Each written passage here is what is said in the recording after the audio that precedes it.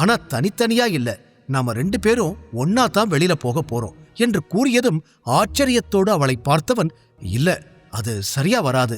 ஏற்கனவே நம்ம 2 பேரும் ஒன்னா இருக்கிறத பார்த்து பெரிய பிரச்சனை பண்ணிட்டா. மறுபடியும் அவ முன்னாடி சேர்ந்து போனோம், அவ்வளவுதான், பார்வையாலேயே நம்ம 2 பேரையும் எரிச்சு சாம்பல் ஆக்கிடுவா என்று சர்வா சொல்ல, அதை கேட்டு ஷிவானி சிரித்துவிட்டு, அவ எதுக்கு கோபப்பட போறா? நீங்க 2 பேரும் உண்மையா ஒன்னும் கல்யாணம் பண்ணலையே. அது மட்டும் இல்லாம அவளே வெளியில பிரவீன் கூட வெயிட் பண்ணிக்கிட்டு இருக்க கூட வாய்ப்பு இருக்கு என்று கூறிய ஷிவானியின் முகத்தில் அப்பட்டமான பிடிவாதம் இருக்க, சர்வாவும் அதை புரிந்து கொண்டு தனது பயத்தை விட்டவன், ஆமா இல்ல, ஷிவானி கூட போனா என்ன தப்பு? நானும் எவ்வளோ நாள் தான் அவகிட்ட இறங்கி போறது? இன்னைக்கு அவ என்ன பண்றான்னு பாத்துடுறேன் என்று யோசித்துவிட்டு அவளை அழைத்து கொண்டு வெளியே வந்தான். இருவரும் சேர்ந்து வருவதை பார்த்த வேதிகாவின் கண்கள் ஆச்சரியத்தில் விரிந்தது. தன்னையும் மீறி, நீ இவன் கூட என்ன பண்ற என்று ஷிவானியிடம் கேட்டுவிட்டாள். நாங்க 2 பேரும் டைம் ஸ்பெண்ட் பண்ணலான்னு அப்படியே வெளியில வந்தோம். லைக் நீயும் பிரவீனும் டேட் பண்ணிக்கிட்டு இருக்கீங்கல்ல, அந்த மாதிரி என்று பட்டென கூறினாள் ஷிவானி. அதை கேட்டதும் வேதிகாவிற்கு இன்னும் பெரிய ஆச்சரியம். சர்வாவும் கூட ஆச்சரியமாகத்தான் பார்த்தான். நிச்சயம் ஷிவானி கூறிய பதிலை அவன் கூறியிருக்கவே மாட்டான்.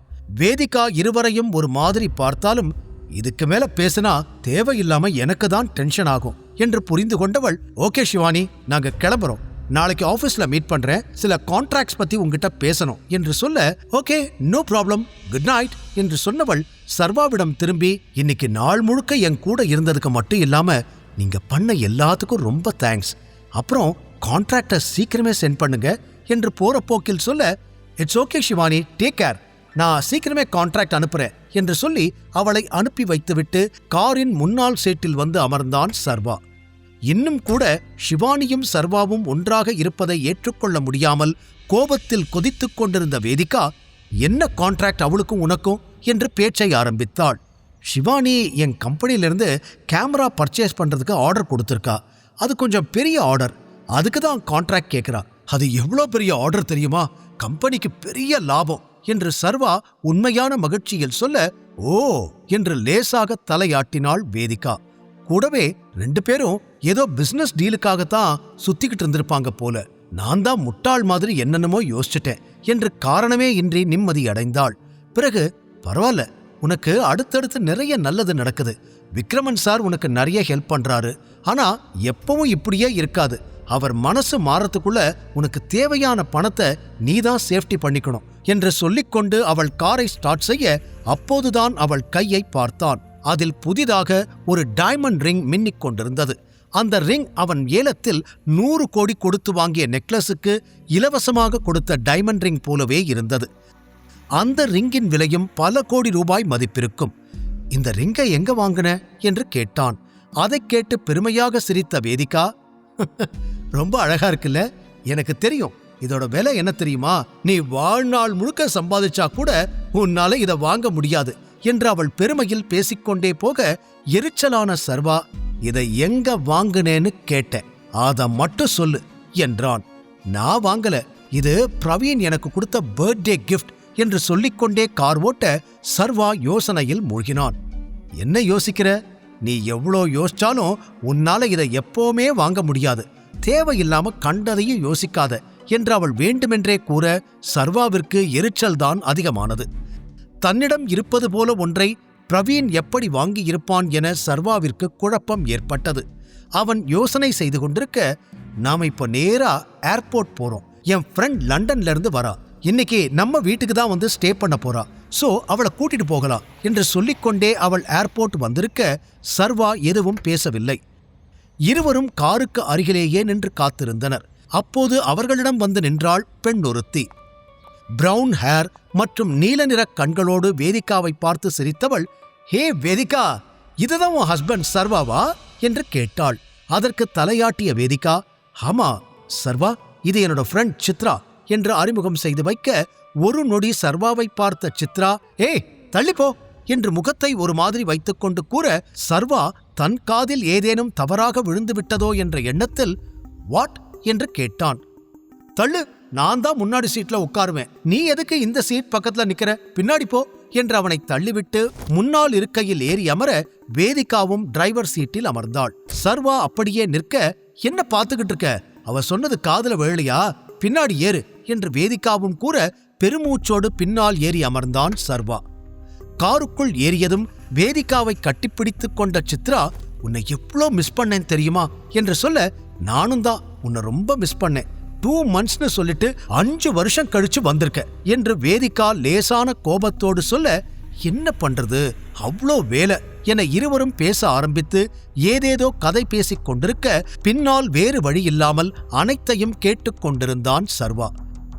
மீண்டும் அந்த வைர மோதிரம் ஞாபகம் வர உடனே போனை எடுத்து ஆலியாவிற்கு மெசேஜ் அனுப்பினான். எப்படி அதே மோதிரம் இன்னொன்று வந்தது என தெரிந்து கொள்ள சர்வாவின் மனம் துடித்தது. அதே நேரம் எனக்கு இவனை பிடிக்கவே இல்லை, எதுக்கு இவனை கல்யாணம் பண்ணிக்கிட்ட என்று வேதிகாவிடம் கேட்டுக்கொண்டிருந்தாள் சித்ரா. அதை கேட்டதும் அவர்களை கவனித்தான் சர்வா. வேதிகா பதில் சொல்லாமல் இருக்க அப்போதுதான் அவள் கையில் இருந்த மோதிரத்தை கவனித்த சித்ரா, ஓ மை காட், இது உன்கிட்ட இருக்கா? இது எவ்வளோ எக்ஸ்பென்சிவ் தெரியுமா என்று வாய் மீது கை வைத்து அதிர்ச்சியோடு கேட்க வேதிகாவிற்கு பெருமை தாங்கவில்லை. அழகா இருக்கா என்று அவளிடம் நன்றாக காட்டி கேட்டாள். ரொம்ப அழகா இருக்கு, எங்கிருந்து வாங்கின என்று சித்ரா கேட்க, இது எனக்கு பர்த்டே கிஃப்டா வந்துச்சு. நிஜமாவே இது ரொம்ப எக்ஸ்பென்சிவா என்று ஒன்றும் தெரியாதது போல வேதிகா கேட்க, இந்த ரிங் பத்தி உனக்கு தெரியாதா? இது ரொம்ப ரொம்ப ப்ரெஷியஸ். மிகப்பெரிய ராஜா ஒருத்தர் அவர் மனைவிக்காக வாங்கின ரிங். அவங்க இறந்த அப்புறம் இதை ஏலத்துக்கு விட்டிருக்காங்க. அப்ப இருந்து இதுக்கு பெரிய டிமாண்ட் தெரியுமா? அவ்வளோ சீக்கிரம் யாருக்குமே கிடைக்காது. குறைஞ்சது 50 கோடியாவது இல்லாம இதை வாங்கவே முடியாது என்று சித்ரா சொல்ல சர்வா அதிர்ந்தான். அதை 100 கோடிக்கு மேல் கொடுத்தல்லவா அவன் அன்று வாங்கியிருந்தான். இன்னொரு பக்கம் இவ்வளவு விலை உயர்ந்த மோதிரமா என அதை ஆச்சரியத்தோடு பார்த்து கொண்டிருந்தாள் வேதிகா. பிரவீன் உண்மையிலேயே அந்த ரிங்கை 50 கோடி கொடுத்து வாங்கியிருப்பானா, இல்லை அது அவனது ஏமாற்று வேலையா? சர்வா உண்மையை கண்டுபிடிப்பானா? தெரிந்து கொள்ள தொடர்ந்து கேளுங்கள். Tiger returns, only on pocket FM. அந்த வைர மோதிரத்தின் விலை 50 கோடிக்கு மேல் இருக்கும் என்று சித்ரா கூற, இந்த பக்கம் சர்வா, நான் அதை விட அதிகமா கொடுத்தேனே என்று வாய்விட்டே சொல்லிவிட, நல்ல வேளையாக முன்னால் அமர்ந்திருந்த அவர்கள் இருவருக்கும் அது கேட்கவில்லை. சித்ரா சொன்னதை கேட்டு ஆச்சரியமாக, இதை ஏலத்துல விட்டாங்களா என்று கேட்டாள் வேதிகா. Of course, and it's always limited edition. இதுக்கு பின்னாடி ஒரு கதையே இருக்கு. இந்த மோதிரம் கைக்கு கிடைச்சதால தான் அந்த ராணிக்கு ராஜா கிடைச்சதா சொல்லுவாங்க. அதனால இந்த மோதிரம் யாருக்கு கிடைக்குதோ அவங்க வாழ்க்கையே ரொம்ப சூப்பரா இருக்கும்னு ஒரு நம்பிக்கை என்று சித்ரா சொல்லிக்கொண்டே போக சிரித்த வேதிகா, நிஜமாவா? இதுக்கு பின்னாடி இப்படி ஒரு ஸ்டோரி இருக்குன்னு எனக்கு தெரியாது என்று கூறினாள். சரி, அதை விடு. உனக்கு இன்னொரு விஷயம் தெரியுமா? இந்த மோதிரத்தை பணம் இருந்தா மட்டும் வாங்கிட முடியாது. உனக்கு பெரிய பெரிய ஆளுகளோட கனெக்ஷன் இருக்கணும். அந்த ஏலம் நடக்கிற இடத்துக்கு போக முடியணும். இந்த உலகத்துல இருக்கிற பெரிய பெரிய பணக்காரங்க மட்டும்தான் இந்த ஏலத்துக்கு போவாங்க.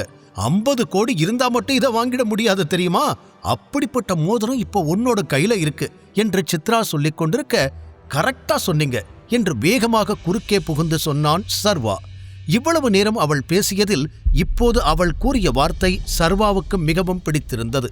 ஆனால் சித்ராவோ அவனை ஒரு மாதிரி பார்த்து, உன் ஹஸ்பண்டுக்கு என்ன பிரச்சனை என்று வேதிகாவிடம் கேட்டாள். சர்வாவை அவள் எரிச்சலோடு பார்க்க, நான் தப்பா சொல்லல, நீங்க சொல்றது சரின்னு சொன்னேன். பிரவீன் மாதிரி ஒரு ஆளால எப்படி இவ்வளோ பெரிய மோதிரத்தை அவ்வளோ பெரிய இடத்துல இருந்து வாங்க முடியும் என்று சர்வா சித்ராவிடம் கேட்க, அவனை ஒரு மாதிரியாக பார்த்து சிரித்த சித்ரா, வேதிகா, உன் புருஷன் என்ன பண்றாருன்னு சொன்ன? எனக்கு மறந்துடுச்சு, கொஞ்சம் மறுபடியும் சொல்லு என்று சர்வாவை பார்த்து கொண்டே கேட்டாள். இப்ப எதுக்கு அதெல்லாம்? நான் தான் உங்ககிட்ட ஏற்கனவே சொல்லி இருக்கேன்ல, அவன் இப்படிதான் தேவையில்லாம ஏதாவது பேசிட்டே இருப்பான், கண்டுக்காத என்று சர்வாவை கண்டு கடுப்புடன் கூறினாள் வேதிகா. சித்ரா முன்னால் அவன் பேசுவது கூட வேதிகாவுக்கு பிடிக்கவில்லை. சர்வாவிற்கும் அது புரிய அமைதியாக இருக்கத்தான் நினைத்தான். ஆனால் சித்ரா மீண்டும், இவன் வீட்டோட மாப்பிள்ளையா இருக்கிறதா தானே நீ சொன்ன? வாய் மட்டும் இவ்வளோ பேசுறா, வீட்டுக்கு ஏதாவது சம்பாதிச்சு கொடுக்கறானா என்று கேட்டு அவள் இன்னும் சர்வாவை கேவலமாக பார்க்க, இப்போது சர்வாவிற்கும் கோபம் வந்து விட்டது. ஹலோ, நான் ஒன்னும் ஓவரா பேசல. அண்ட் பை த வே, நான் வீட்டோட மாப்பிள்ளையா இருந்தாலும் எனக்கும் வேலை இருக்கு. நானும் ஒரு கம்பெனில மேனேஜரா இருக்கேன் என்று சர்வா கூற, அதுவும் விக்ரமன் சாரால கிடைச்சது தானே நீ அவரோட டிரைவர் பையங்கிறதால உனக்கு வேலை போட்டு கொடுத்திருக்காரு. ரெக்கமெண்டேஷன்ல வேலையை வாங்கிட்டு பேச்சா பாரு என்று சித்ரா நக்கலாக கூறினாள். அதை கேட்டு ஆச்சரியமாக பார்த்தான் சர்வா. தன்னை பற்றி இந்த அளவிற்கு சித்ராவிற்கு எப்படி தெரிந்திருக்கும் என்று யோசித்து அவனுக்கு பதில் தெரிந்து கொள்ள வெகு நேரம் எடுக்கவில்லை. இந்த வேதிக்காதான் என்னை பத்தி என்னென்னமோ சொல்லி வச்சிருக்கா, அதான் இந்த பொண்ணு என்னை மதிக்கவே மாட்டேங்குது என்று புரிந்து கொண்டவன் அதற்கு மேல் எதுவும் பேசாமல் அமைதியாக மீண்டும் பின்னால் சாய்ந்து அமர்ந்தான். ஆனால் அந்த மோதிரம் எப்படி பிரவீன் கைக்கு போனது என்ற கேள்வி மட்டும் அவனை விட்டு விலகவே இல்லை. எப்படியாவது ஆலியா கிட்ட கேட்டு இதை பத்தி தெரிஞ்சுக்கணும். இந்த பிரவீன் ஏதோ ஒரு தில்லுமுள்ளு வேலை பண்ணிருக்கான் என்று சர்வா மனதிற்குள் நினைத்து கொண்டிருக்க, இந்த பக்கம் வேதிகாவோ பிரவீனை பெருமையின் உச்சத்தில் வைத்து அழகு பார்த்து கொண்டிருந்தாள். இந்த பிரவீன் இவ்ளோ பெரிய கிஃப்ட் எனக்கு கொடுப்பான்னு நான் நினைச்சு கூட பார்க்கல என்று பெருமையில் மிதந்து கொண்டிருக்க மூவரும் வீடு வந்து சேர்ந்தனர். வீடு வரும் வரை வேதிகா, சித்ரா இருவரும் வேறு ஏதோ பேசிக்கொண்டே இருக்க சர்வா வாய் திறக்கவில்லை. ஒரு நிலைக்கு மேல் அவர்கள் பேசுவதை அவனும் கண்டுகொள்ளவில்லை. உடல் முழுவதும் அசதியாக இருந்ததில் எப்போது தூங்குவோம் என்ற காத்திருப்பில் இருந்தான்.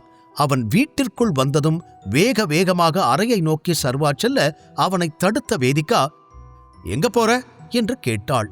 ரூமுக்கு தான் போறேன் என்று சர்வா பதில் சொல்ல, நான் தான் உன்கிட்ட சொன்னேன் இல்ல, சித்ரா இங்க தான் தூங்க போறான்னு, அப்புறம் எதுக்கு ரூமுக்கு போற என்று வேதிகா கேட்டதும், என்ன பண்ண சொல்ற? ரூமுக்கு போய் தூங்காம நான் எங்க போறது? எனக்கு ஏற்கனவே ரொம்ப டயர்டா இருக்கு, நான் தூங்கணும் என்றான் சர்வா. தூங்கணும்னா போய் சர்வன்ட் ரூம்ல தூங்கு, இதுக்கு முன்னாடி அங்கதானே தூங்கிக்கிட்டு இருந்த என்று கேட்டுக்கொண்டு அருகில் வந்தாள் சித்ரா. கூடவே அதை சொல்லிவிட்டு அவள் சிரிக்க ஆரம்பிக்க, கதையையும் கேட்டு மகிழ பாக்கெட் FM ஆப்பை டவுன்லோட் செய்யுங்கள். லிங்க் டிஸ்கிரிப்ஷனில் கொடுக்கப்பட்டுள்ளது.